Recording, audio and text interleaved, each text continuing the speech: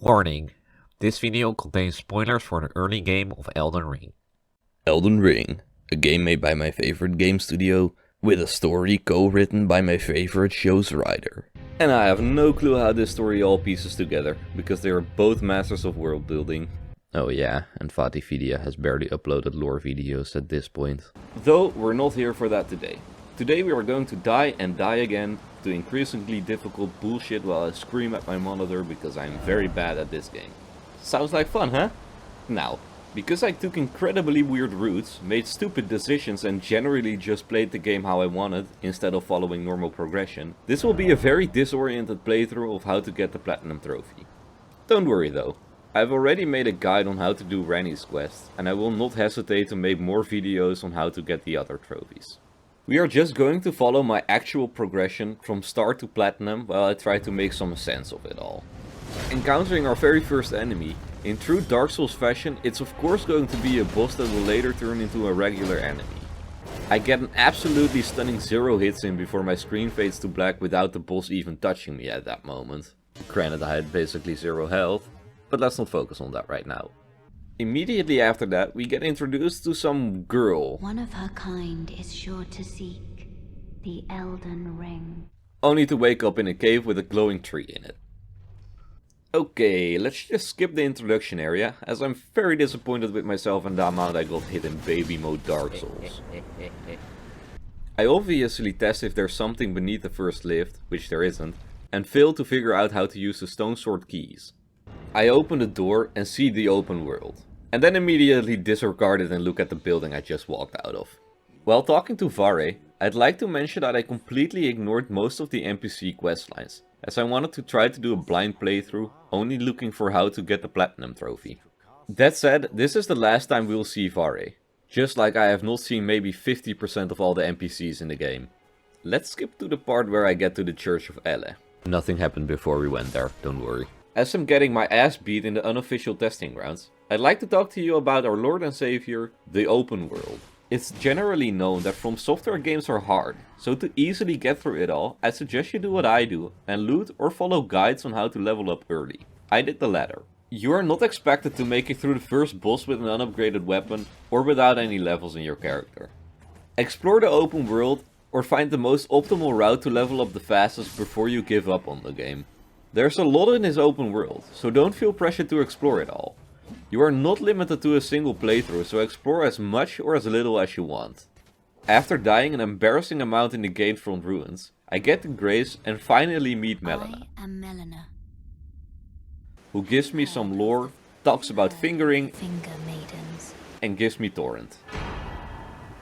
She also lets me level up at Grace's while we hold hands. Now, you're probably thinking, what does this have to do with earning the Platinum Trophy? And I'll tell you, nothing. But now I can skip ahead to the part where I become less shit and walk my first route for easy levels, weapon upgrades and spirit summons. I would also like to mention that the giant that drops down on you screams like Eren Yeager, and that I killed him in the first try. Let me have my moment, I was really proud of that. A little after that, I find a little Red Riding Hood, get some useless spirit ashes, don't hate me, I think they're cute, and figure out that Torrent's double jump does not save you from fall damage. Okay. And yet, I will always double jump before I'll fall to my death. Remember to like, comment and subscribe to instantly get better at Elden Ring. Margit the Fell Omen. The boss you need to kill to get to the first legacy dungeon. He starts off by slapping me in the face, making me use 3 of my 4 healing items before I get a single hit in, after which I managed to hit him 3 times before getting hit again, making me use my last healing item. I managed to chip away 20% of his health until he shows me that the bosses in this game are as fast as the ones in Bloodborne.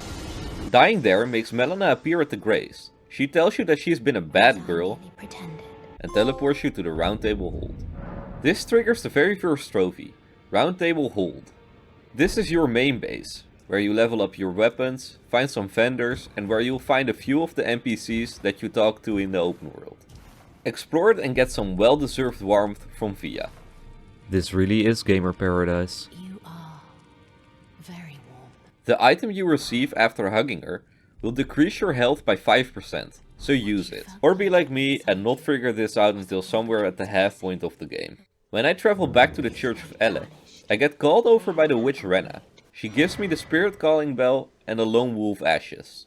She only spawns in at night, so I was pretty lucky finding her. This is quite nice, as normally you have to drop quite a few runes to get the bell, and the lone wolf ashes are arguably one of the best early game spirit summons. After a bit of exploring to the south, I find a blind woman with a quest. It's not important for any trophy, so you can skip it if you want, but it's nice to do anyway. I try Margit once more, fail, and go to upgrade my weapon at the Round Table Hold.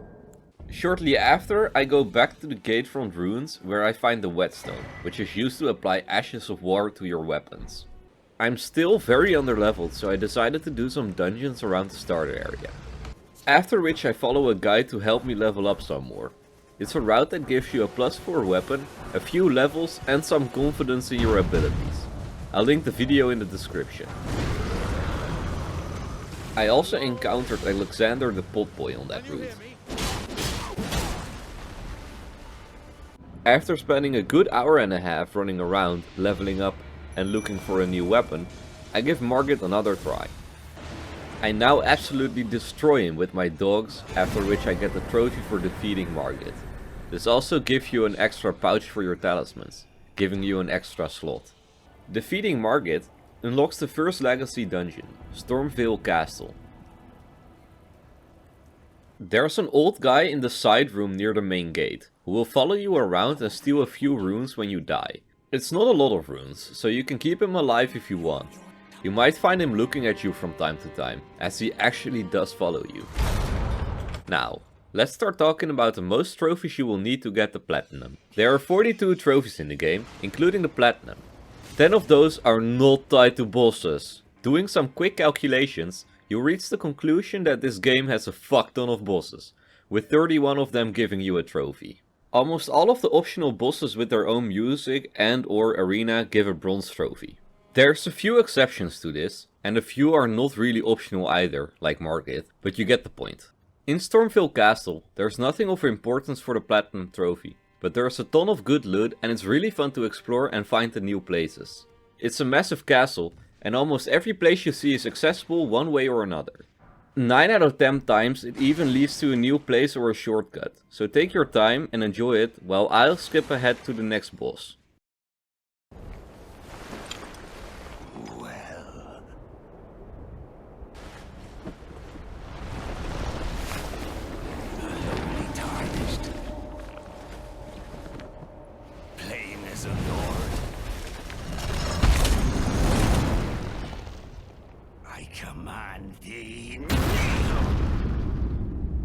Godric the Grafted. A true piece of work that will give you a nice demonstration on the biggest problem every Soulsborne player has with this game. The attack windup takes about 3 to 4 business days, while after attacking he will recover to do the next one in a split second, giving you no time to heal or hit if you dodged at the wrong time or started panic rolling.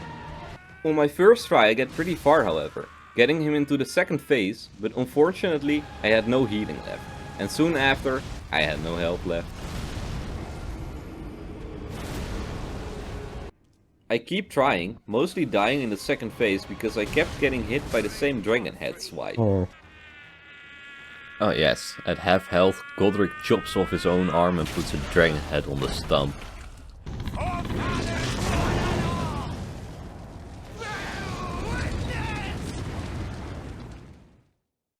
I defeat him after I finally managed to keep my wolves alive in the second phase. After defeating Godric, you get a remembrance, a great rune and a silver trophy. If you didn't kill the old guy that steals your runes, you can find him in the boss arena after resting, where he's stomping on Godric's face. Let's quickly talk about the shard bearers like Godric. Those are the bosses that will give you a silver trophy. There's also one shard bearer that gives a bronze trophy, and a few bosses that give a silver trophy despite not being shard bearers, but have a significant impact on the story and are required to progress towards the end. I crack on, getting to Liurnia of the Lakes. But first I do some more walking around the Round Table Hold, looking at some creepy hairy fingers and killing the invader in the big hall. I get to an area with a lot of crafted scions.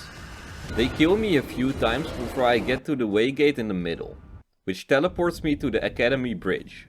I get a bit disoriented and run the wrong way, even though I'm pretty sure there's a grace near there, which I didn't activate. After running away from where I teleported to, I go out and explore a little, after which I find the first stone turtle boy, and get repeatedly stomped by an Ur-tree avatar until I finally give up. I fucking hate this.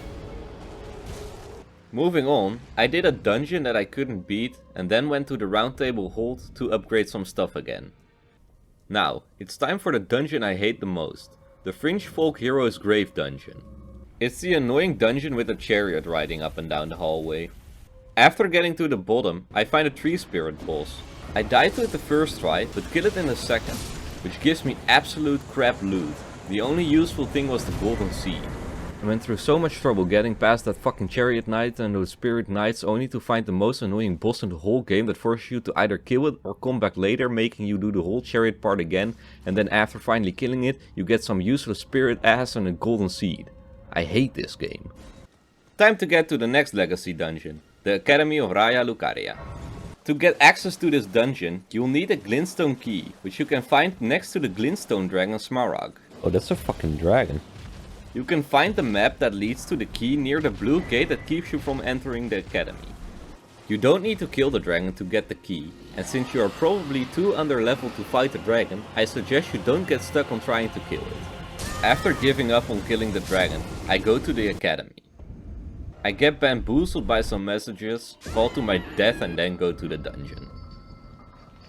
The academy is huge, and I'm sure that even though I explored it for about 2 hours straight, I barely scratched the surface. After a little disagreement with a group of dogs, I find a big water wheel, with an abductor virgin at the bottom. I didn't name them, it's how they are actually called. It grabs me and teleports me to a big lava lake that's swallowing a whole town. I'm a little distraught, seeing that I can't teleport away. As I'm looking around and following the messages left behind by other players, I get absolutely scared shitless by some Bloodborne DLC creatures, only to get to the bottom of some kind of mansion. Walking along the fallen pillars into a cave, there's a very obvious trap that I completely fall for. Fuck, no, help. I actually get jump scared by it and walk towards the only exit there is. This leads to a gang boss, with 2 abductor virgins who kill me before I can even summon my dogs. While getting shot and followed by the enemies near the graves, I get really annoyed because I have no clue how to escape, and I'm getting worried that I'll have to defeat the virgins. That, however, is not needed. Just sitting at the graves and opening the map will allow you to fast travel again. Getting back to the academy, there's a room where you'll get fired at with glintstone pebbles by a whole shooting squad. And my advice is, run past them and don't give them any attention. Just grab the loot and GTFO.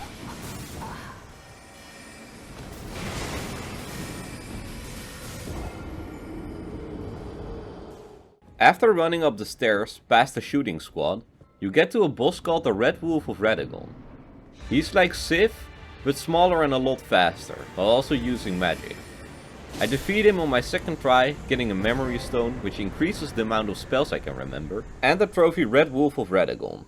This opens up part 2 of the Legacy dungeon, kind of like Margit.